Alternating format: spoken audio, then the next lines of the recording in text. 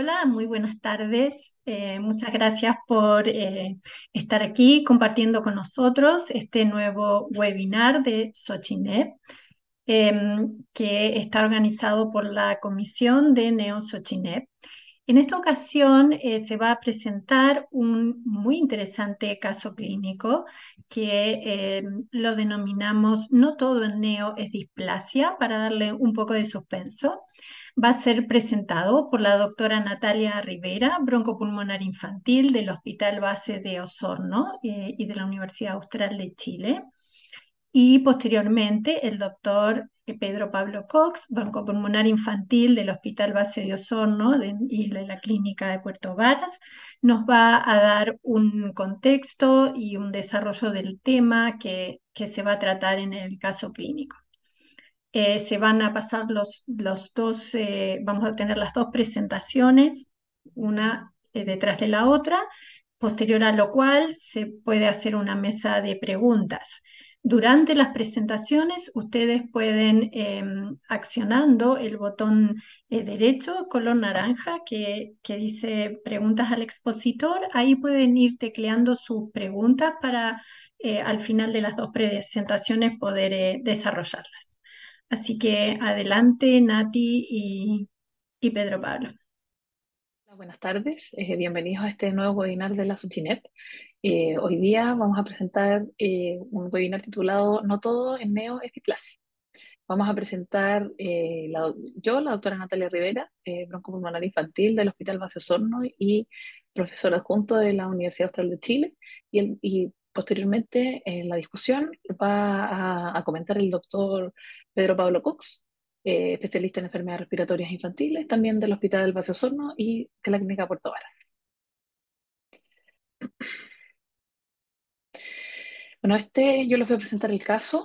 Este caso se trata de un paciente prematuro de 33 semanas, de sexo femenino, que fue grande para la gestacional, tuvo un peso de nacimiento de 2 kilos 365, una talla de nacimiento de 45,5, con un Apgar malo al inicio, que tuvo una depresión neonatal y que se pudo ir recuperando. Su Apgar fue de 1,68. Tiene como antecedentes perinatales haber tenido una ecografía a las 22 semanas que muestra un hidrotórax derecho con acumulación de líquido que desplaza el pulmón derecho, no hay desplazamiento mediastino, y después tiene ecografías de la semana 26 y la semana 31, donde el hidrotórax se veía resuelto. Eh, al momento del nacimiento se hospitaliza por un distrés respiratorio, ¿ya? Y estuvo hospitalizado hasta los 8 días de vida en la NEO, con requerimientos de CPAP, hasta 6 centímetros de agua, y que esos requerimientos fueron por menos de 24 horas. Requirió fototerapia por hiperbilirrubinemia, por presentar una bili total de 11, y como hallazgo tuvo un CUMS positivo. En algún momento le subió la bilirrubina total hasta 1, por lo que se estudia con eco abdominal, que resulta normal. Aquí podemos encontrar una imagen en donde se observa el hidrotórax ya en la ecografía prenatal. Esta es la radiografía que se tomó al inicio, el primer día de vida, cuando empezó con el síndrome de distrés respiratorio. Ya, que si ustedes pueden ver así como a grandes rasgos, se ve una radiografía más o menos adecuada, de técnica adecuada. Se observa este infiltrado clásico, ¿cierto?, de los recién nacidos, las costillas horizontalizadas, y este lado de acá, al derecho, se observa una ocupación del ángulo cotofrénico, que en ese momento pasó un poco desapercibida en la unidad. Al octavo día de vida se va de alta del aneo, y 6 días después, o sea, una semana después del alta, presenta un cuadro de dificultad respiratoria, retracción subcostal y polimnea en su casa. No presentaba fiebre ni coriza, un par de horas de evolución, por lo que la mamá acude al servicio de urgencia, y tenía el antecedente epidemiológico que tiene una hermana de preescolar que estaba con síntomas respiratorios. En, la- en el, en el examen físico de la unidad de emergencia se describe un paciente en malas condiciones generales, poco reactiva, polimnéica hasta 56, taquicárdica hasta 197, con una saturación del 92%, con oxígeno ambiental, con tiraje universal y el murmullo pulmonar globalmente disminuido. También refieren en la hoja de urgencia que presentó un estridor inspiratorio y crépitos, razón por la cual se solicita un cupo en la unidad, en la UCI, en la unidad de cuidado de paciente crítico, ¿ya? Donde se conecta a la cánula alto flujo, 2 litros por kilo por minuto, ingresando con un peso de 2 kilos 360 gramos. Esta es la radiografía del ingreso a la unidad, a la UCI, ¿ya? Donde se observa un velamiento completo del pulmón derecho.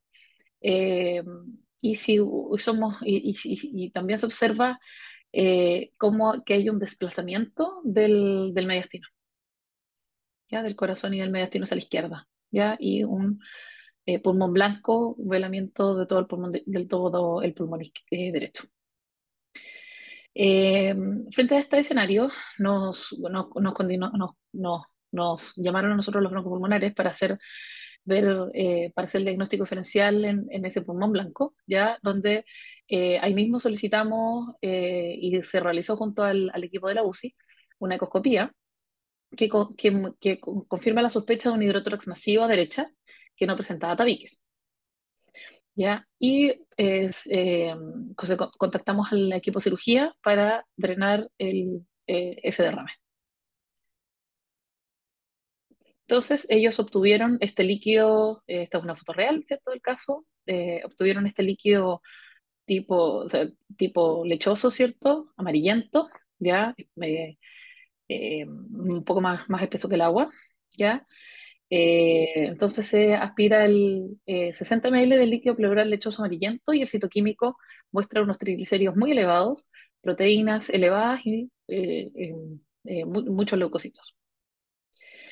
Se traslada a neonatología entonces para continuar el manejo, ya que se trataba de un recién nacido y se descartó la parte infecciosa. Eh, bueno, que después de la punción se puso un drenaje pleural, pero el drenaje pleural fue muy difícil. Ya en este paciente, es un paciente pequeño, piensen que pesaba 2 kilos 300. En el hospital no contábamos con un drenaje tan pequeño, por lo tanto presentó múltiples neumotórax y hubo que cambiar varias veces el drenaje, porque en el fondo se hacía neumotórax por el manejo del drenaje.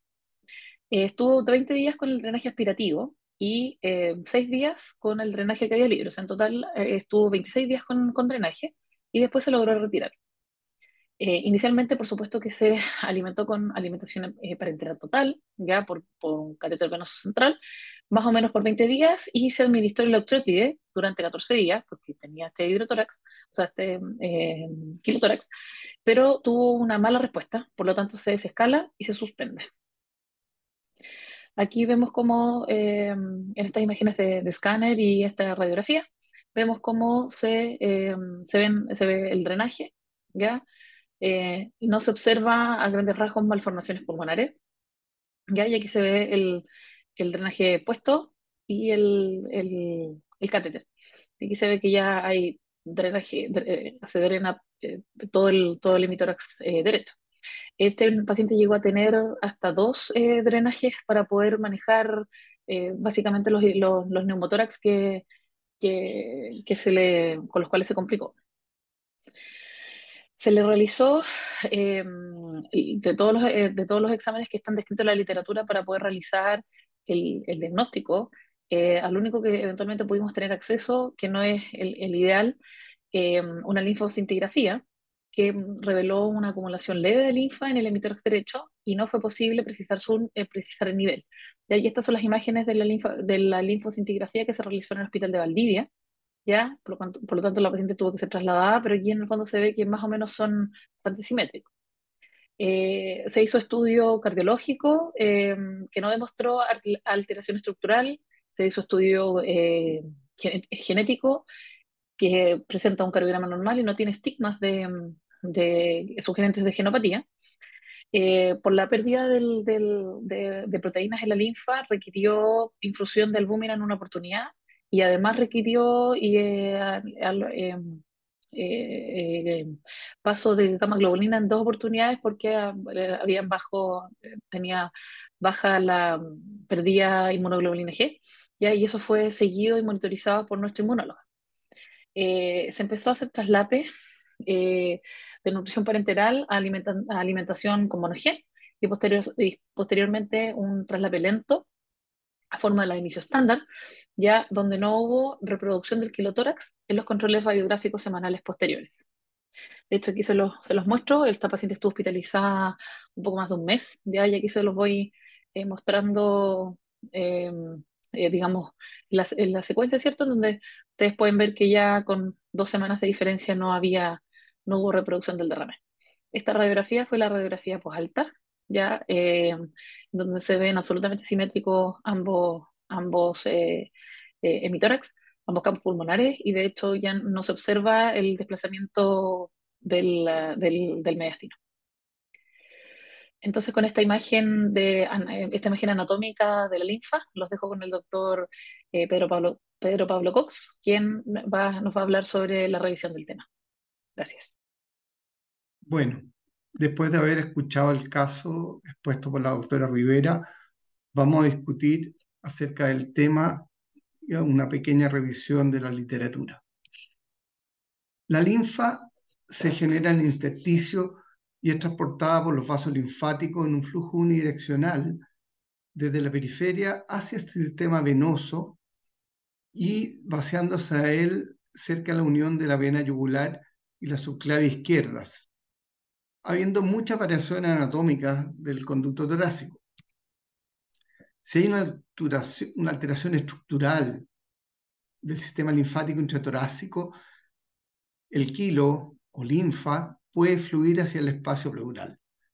Lo mismo va a ocurrir si hay un aumento de la presión venosa intratorácica, ya sea por causa de una insuficiencia cardíaca, trombosis o compresión vascular. El sistema linfático tiene muchas variantes, pero en general el ducto torácico suele transcurrir entre la vena ácigo y la aorta por la parte posterior del mediastino, y en la parte alta tiende a cambiar del mediastino desde el lado derecho hacia el lado izquierdo. Pero hay variantes anatómicas muy frecuentes. Pero lo más frecuente es que en la parte alta se cambia hacia el lado izquierdo. A veces fluye todo el ducto torácico por el lado izquierdo. ¿Qué es un quilotórax? Es la extravasación del quilo o linfa al espacio pleural debido a alguna alteración en la continuidad del sistema linfático torácico. La linfa o quilo contiene kilomicrones, vitaminas liposolubles, albúmina, linfocitos, inmunoglobulina, factores de coagulación.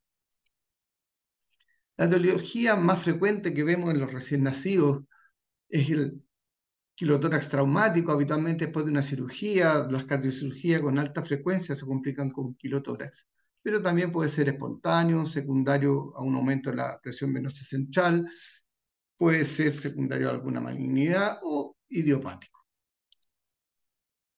El quilotórax congénito, que en la literatura también lo pueden encontrar como hidrotórax congénito, ya que como el feto al estar in útero no se ha alimentado, no ha absorbido grasa y por lo tanto este fluido no contiene kilomicrones ni grasa, es un líquido más claro y por eso se le puede encontrar bajo el término de hidrotórax congénito. El quilotórax congénito o el quilotórax es la forma más frecuente de hidrotórax fetal. Aproximadamente 1 por 15.000 embarazos pueden presentar el hallazgo de hidrotórax fetal, siendo más frecuente en el sexo masculino y habitualmente la mayoría de las veces es un derrame bilateral. Si es unilateral, predomina el derrame en el lado derecho. Se presenta en 1 por 10.000 a 1 por 24.000 recién nacidos vivos según distintas publicaciones. Tiene una mortalidad aproximada del 28% y en un 16% de los pacientes se encuentra asociado a algún síndrome genético. ¿Qué causa o qué etiología puede explicar el quilotórax congénito? Esto puede deberse a anomalías torácicas, como malformaciones pulmonares congénitas, hernia diafragmática, cardiopatía o cualquier cosa que produzca aumento de la presión al nivel de la cava superior. Anomalías linfáticas, como los linfangiomas, la lingiomatosis, la linfangiectasia, el síndrome de distasia linfática congénita, genopatías y también algunas infecciones bajo el acrónimo TORCH. Entre ellas destaca el parvovirus B19 como agente de algunos casos de hidrotórax congénito. ¿Cómo estudiamos estos niños?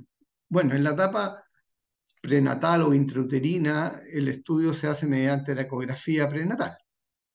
Una vez que el niño nace o si el diagnóstico lo hacemos postnatal, el estudio va a ser en base a radiología, ecografía, el estudio de la calidad del líquido obtenido a través de una toracocentesis. Sabemos que un líquido que contiene en un paciente que ya se ha alimentado, van a haber triglicéridos en el líquido, va a tener una celularidad de predominio linfocítica, va a haber proteína, y los kilomicrones los vamos a poder evidenciar teniendo con la tensión de Sudán. Podemos usar la linfangiografía, una linfografía no ionizante subcutánea, se han hecho con tinciones con fluorescencia, la linfocintigrafía, que es una técnica de medicina nuclear, pero el examen de mejor resultado, es la linfangioresonancia. La TAC pulmonar y la biopsia, esta última es una herramienta de último nivel. Desgraciadamente, la linfangioresonancia es un examen que no es asequible en todas partes, la expertise es poca. En nuestro país hay un centro en Santiago que hace este examen, y en los recién nacidos es más complejo porque funcionar el sistema, los ganglios o el sistema linfático para administrar el medio de contraste es complejo. ¿Qué complicaciones se asocian a la presencia de quilotórax congénito? Bueno, hay complicaciones derivadas del efecto de masa. El líquido comprime el pulmón, produce una hipoplasia pulmonar si el líquido que ocupa el tórax es de una cantidad importante, y esta hipoplasia pulmonar puede ser con o sin hipertensión pulmonar. Puede comprometer el flujo venoso de retorno al corazón y causar una insuficiencia cardíaca por falla en la precarga. Produce pérdida de componentes líquidos linfáticos, el líquido se extravasa y esto lleva a deshidratación del paciente, desnutrición, trastorno de coagulación, alteraciones inmunitarias con riesgo de más infección por pérdida de inmunoglobulina a través del líquido linfático. Hay una revisión muy buena en la literatura publicada el año pasado en la revista Respiration, en que analizaron los casos publicados, que la mayoría son reportes de unos pocos casos, y este señor Rech revisó lo publicado en los últimos 28 años en la literatura, hizo un análisis de él. Él logró identificar 753 casos con datos pre- y postnatales. De estos 753 casos, en el 68% de ellos, en 512 pacientes, el diagnóstico se hizo en forma prenatal, entre las semanas 16 y 38, promediando las 29 semanas. Y en un 62% de los casos hubo intervención prenatal con alguna técnica variada. En este grupo de pacientes predominablemente el género masculino, y el derrame fue bilateral en la mayoría de los casos, un 79%. ¿Qué anomalías asociadas encontró? Encontró en 216 pacientes de estos 753 alguna anomalía. La mayoría eran anomalías a nivel pulmonar, siendo la más importante la linfangiectasia pulmonar congénita, seguida por la hipoplasia pulmonar.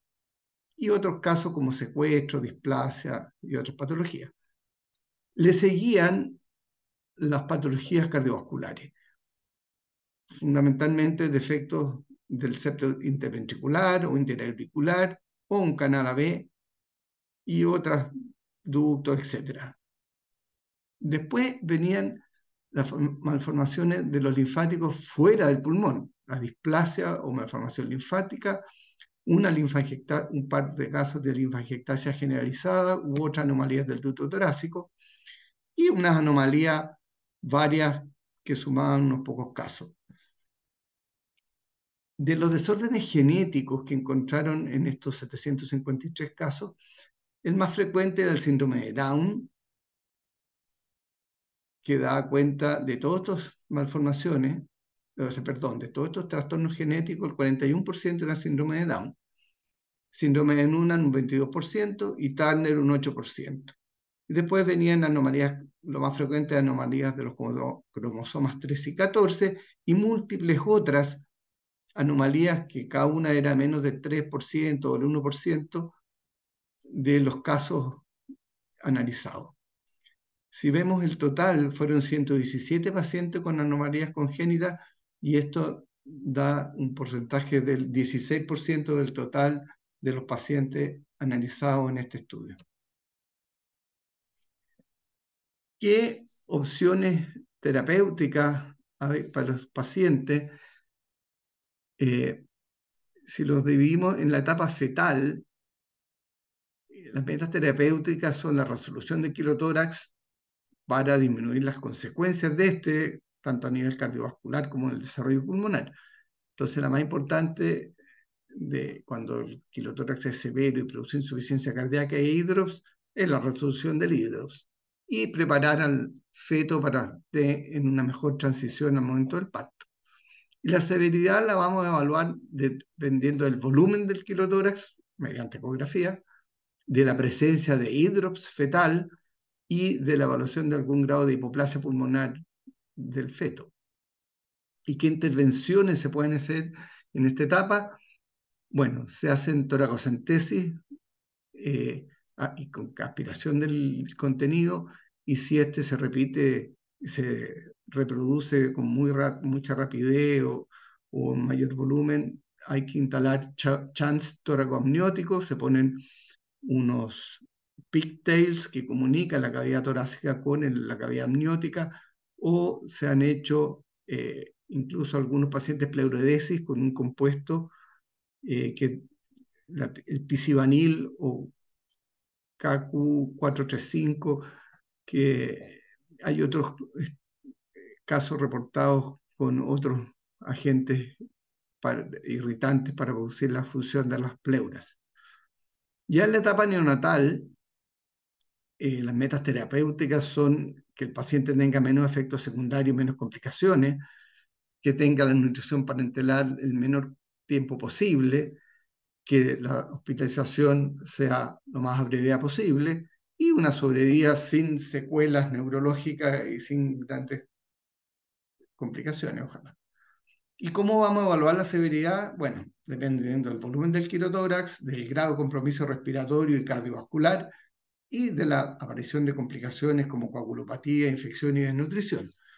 ¿Y qué medidas terapéuticas tenemos? Bueno, al igual que el paciente que está in útero, pero con mayor facilidad, hacer toracocentesis, medidas tendientes a disminuir el flujo linfático, y esto podemos hacerlo, bueno, en primer lugar, en régimen serio con nutrición parenteral total, usando dietas en base a ácido graso de cadena corta o mediana, como es el monogen, ya que la idea de estos ácidos grasos es que difunden hacia el flujo portal y no se absorben como kilomicrones y viajan por la linfa. Entonces hay una nutrición adecuada con lípidos que van por el flujo portal, no por la linfa.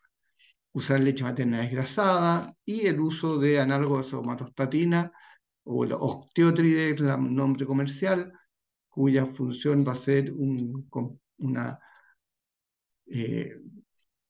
disminución del flujo linfático por vasoconstricción esplácnica.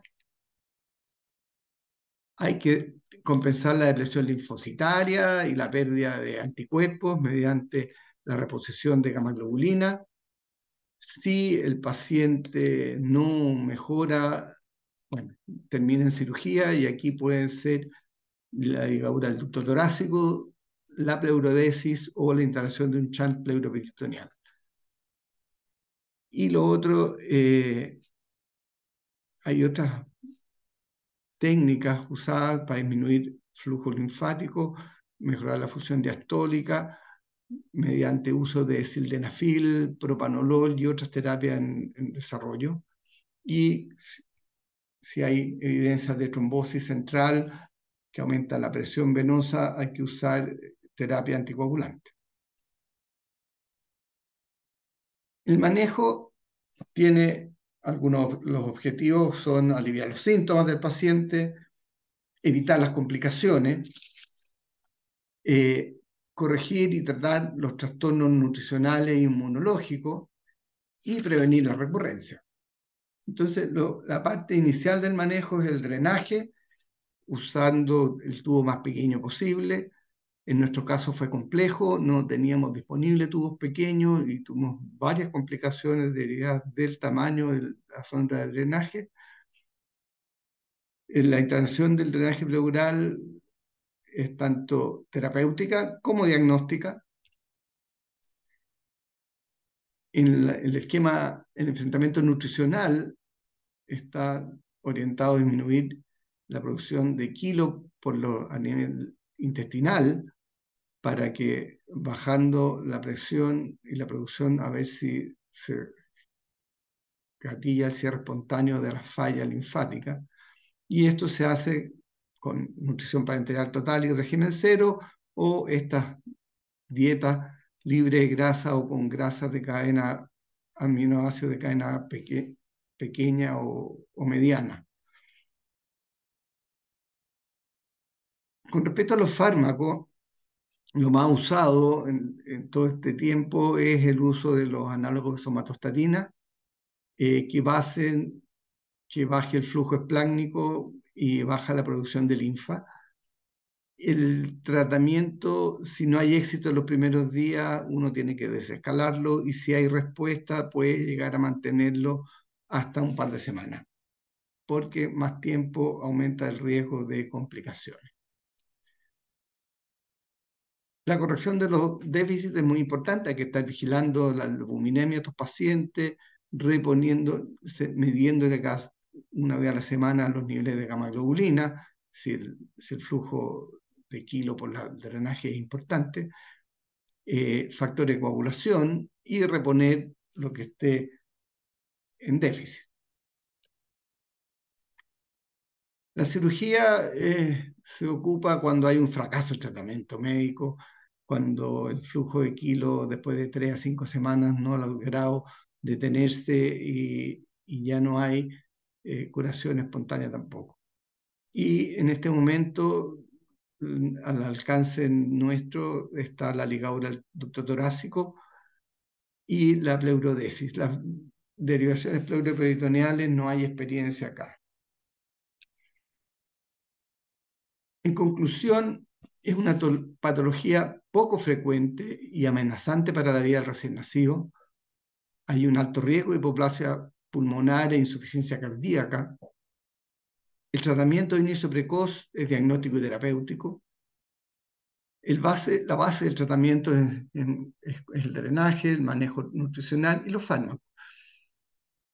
Con respecto a los fármacos, sobre todo cuando hay asociación a malformaciones linfáticas, hay líneas de investigación usando propanolol, que tanto pre como postnatal, y esto se ha basado en la experiencia que hubo con el tratamiento de las hemangiomas en base a propanolol, que en este momento es tratamiento de los hemangiomas, la primera línea de propanolol de tratamiento, porque se piensa que el propanolol algo tiene que ver en la angiogénesis. Hay tratamiento con sildenafil, porque parece que también la vía del óxido nítrico tiene que ver con la formación de vasos. La angiogénesis está modelada por por GMP cíclico y óxido nítrico, y el sildenafil tendría un efecto en esas vías.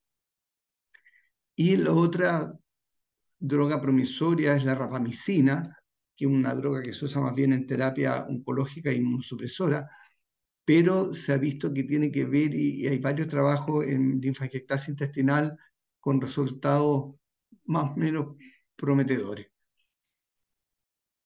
Lo otro, que estos pacientes tienen riesgos de infecciones, desnutrición y deshidratación, y hay que estar atentos a manejar esas cosas. Y la cirugía siempre va a ser un manejo de segunda línea. Al revisar la literatura queda claro que faltan opciones de tratamiento basadas en la evidencia, que son muy necesarias. Los casos son pocos por centro, son casos, en general son aisladas las experiencias. La mayoría de los casos de quilotórax congénito se resuelven con el tiempo, incluso sin estudio específico del sistema linfático que logren identificar la patología exacta. El caso de nuestro paciente fue así, se resolvió y no tuvimos noción de cuál fue la causa exacta del quilotórax. Muchas gracias por la atención. Muchísimas gracias, Natalia y Pedro Pablo. Excelente las presentaciones, muy interesantes, muy claritas. Gracias por tomarse el trabajo de hacer estas presentaciones. Y ahora vamos a pasar a algunas preguntitas. Acá me llegó una pregunta de un auditor que dice, ¿cuál es la dosis máxima que han usado de octiotride y qué experiencia tienen con el uso de propanolol?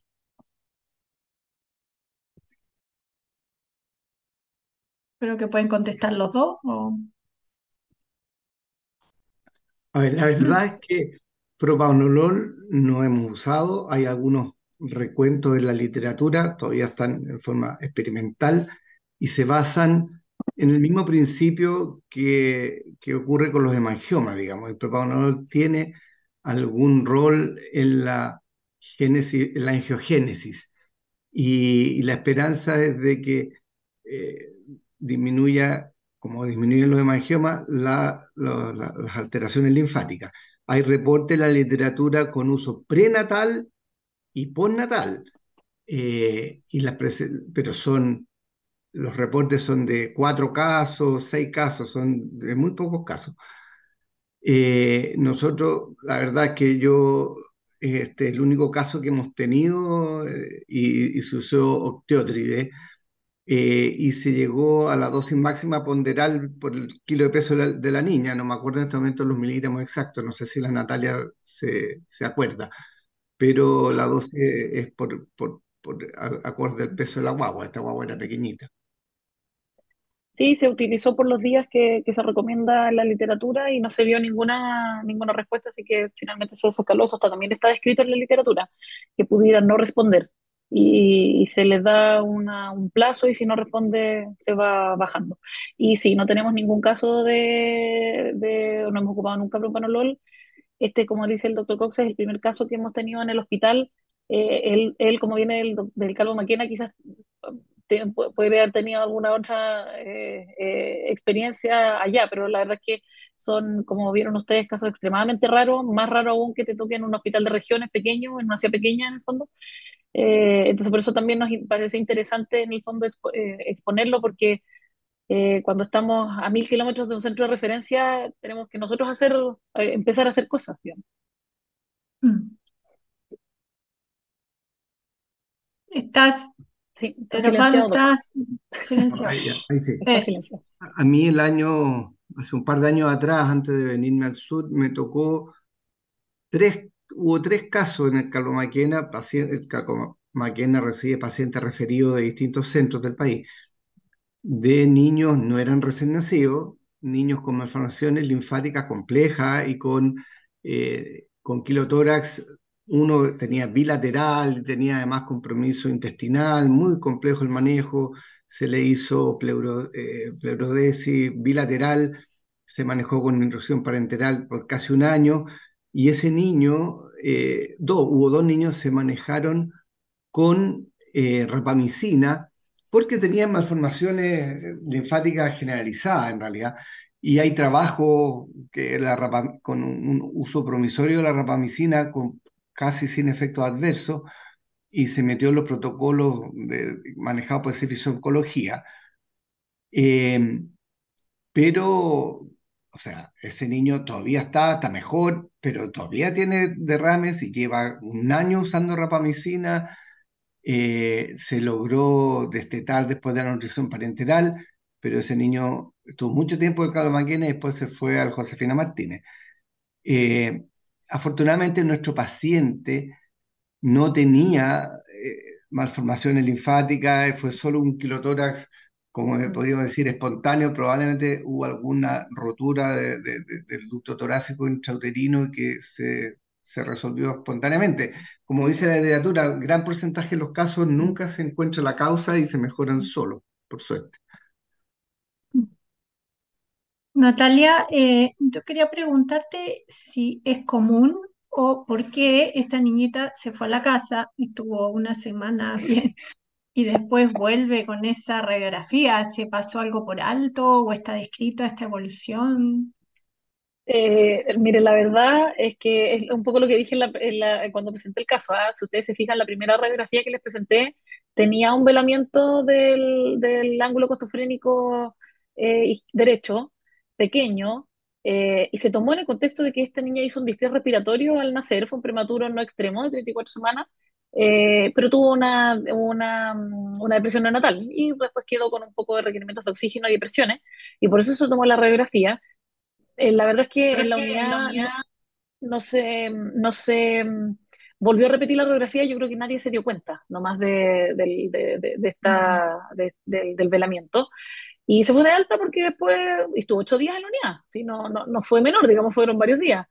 Y se manejó como cualquier distrés respiratorio transitorio y se fue de alta. La verdad es que esto, como los hidrotórax son súper poco frecuentes, no, para nada es común. A mí no me había tocado un paciente con esta evolución. Lo bueno para esta paciente básicamente es que fue de instalación tan lenta el ocupamiento pulmonar que finalmente nos generó, o sea, ella cuando estaba un poco polimnéica, pero nos generó un problema así como un distrés respiratorio catastrófico, digamos. Y que fue por eso que en el fondo la mamá, ya cuando tenía síntomas de dificultad respiratoria, consultó, pero la niña, si uno la veía y efectivamente uno veía esta cosa chica, porque era muy chiquitita cuando llegó, muy pellejuda, digamos, que respiraba con un poquito de retracción, pero uno miraba la radiografía y miraba a la guagua y parecían dos personas distintas. Y porque en el fondo la toleró muy bien, digamos.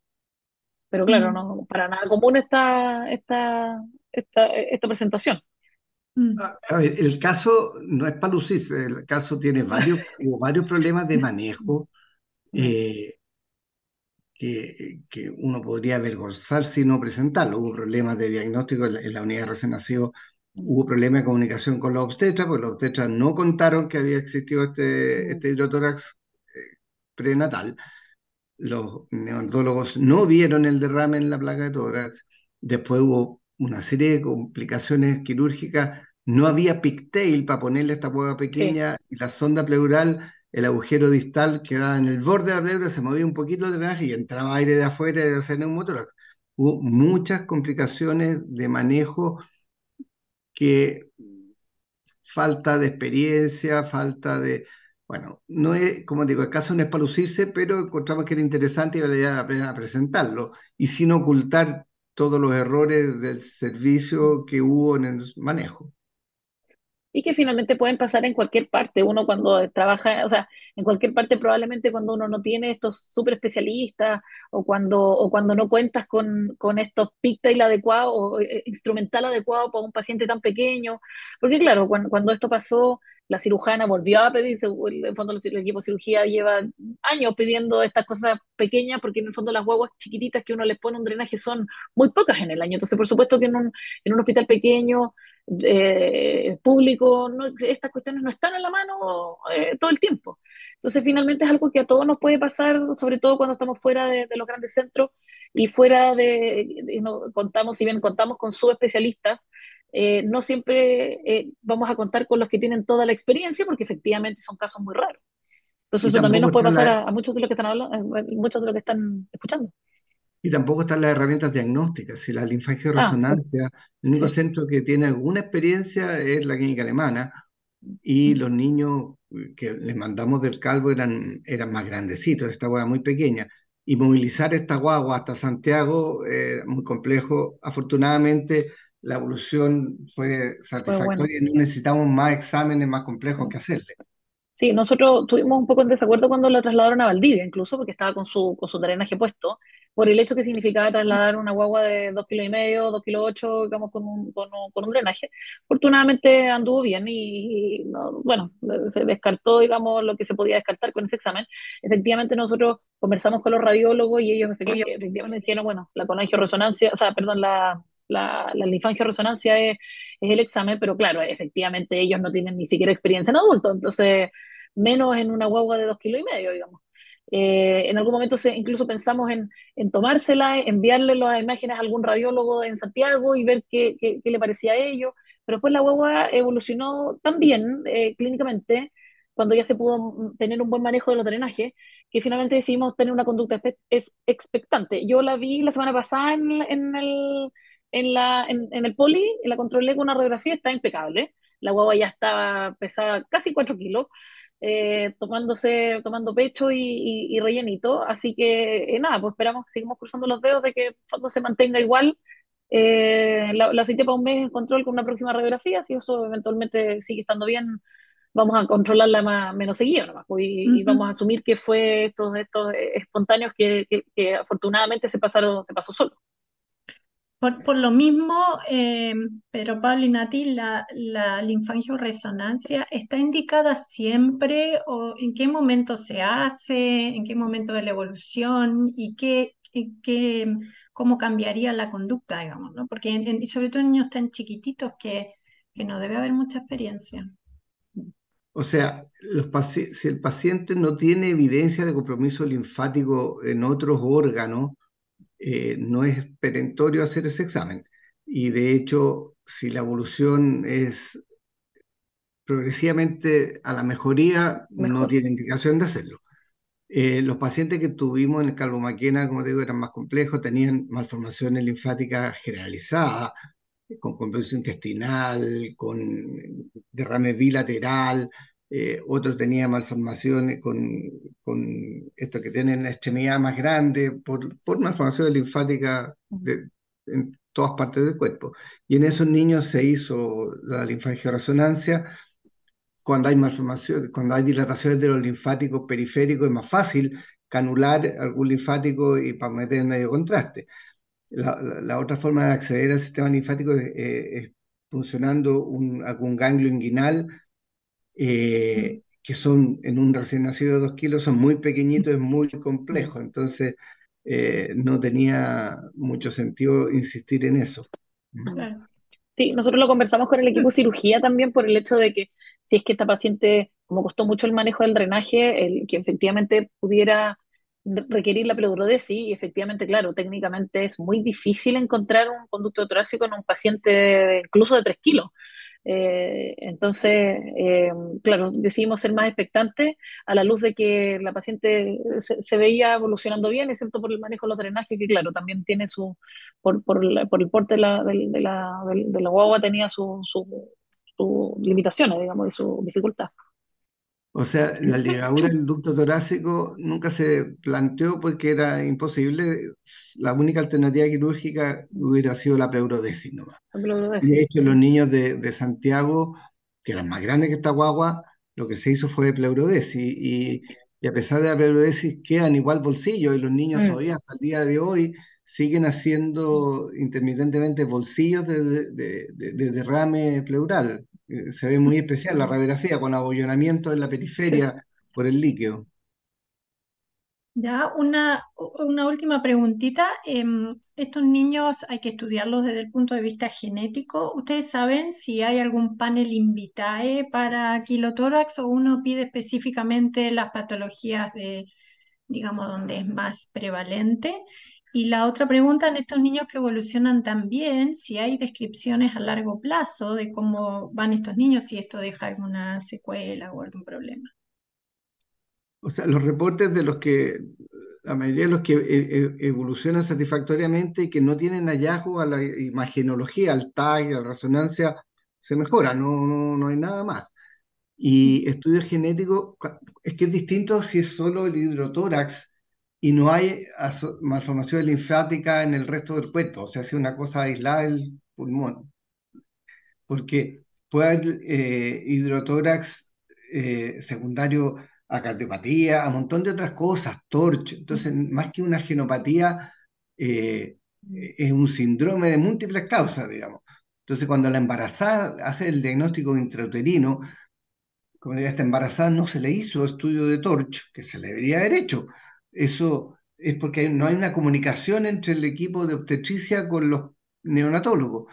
No se le hizo estudio de Torch a la madre, no se le hizo, se hizo, como a todas las embarazadas, se sabía que no estaba inmunizada de RH, porque también eso produce hidros. Esta guagua no, no tuvo Sí. hidros, por suerte. No. Pero intrauterino tienes que descartar el TORCH fundamentalmente y genopatías porque se puede hacer estudio genético en amniocentesis si no tiene un Down, un Noonan u otra de las genopatías más frecuentes. No estudio genético a otras cosas de malformación linfática porque no se va a saber hasta que el niño nazca, digamos. Pero aquí no hubo estudio ni prenatal y ya en etapa postnatal, como no había evidencias de alteraciones linfáticas ni intrapulmonares, porque en el TAC no se ve ninguna alteración vascular, ni en el resto del cuerpo, no hicimos más estudios, digamos. Pero estudios genéticos que yo sepa de palquilotórax no hay. Sí, yo entiendo que es más dirigido, en el fondo, el estudio genético, por si hay alguna sospecha de alguna genopatía que se pueda estudiar con Invitae. Y respecto a la secuela a largo plazo, tiene más que ver con la gravedad del paciente que estuvo intubado, que estuvo, en el fondo, que podría haber tenido un problema neurológico por eso, que más que por la misma quilotórax, o probablemente también por algún síndrome malformativo genético que tuviera detrás, digamos, más que por el O, mismo quilotórax solo. o si hubo algún grado de hipoplasia pulmonar, que en este niño por suerte no Mm, hubo, porque Mm. el hidrotórax regresó afortunadamente mm. in útero de forma espontánea y reapareció una vez que se empezó a alimentar. Y Mm. vamos a ver cómo pasa el próximo invierno. Bueno, chicos, un millón de gracias. Ha sido muy interesante, muy entretenido estar con ustedes y poder conversar y aprender un poco más. Así que les agradezco de corazón, muy lindas las presentaciones y nos vemos. Gracias Mil a usted, Muchas gracias. gracias doctora. por la oportunidad. No, Chao. gracias. Adiós.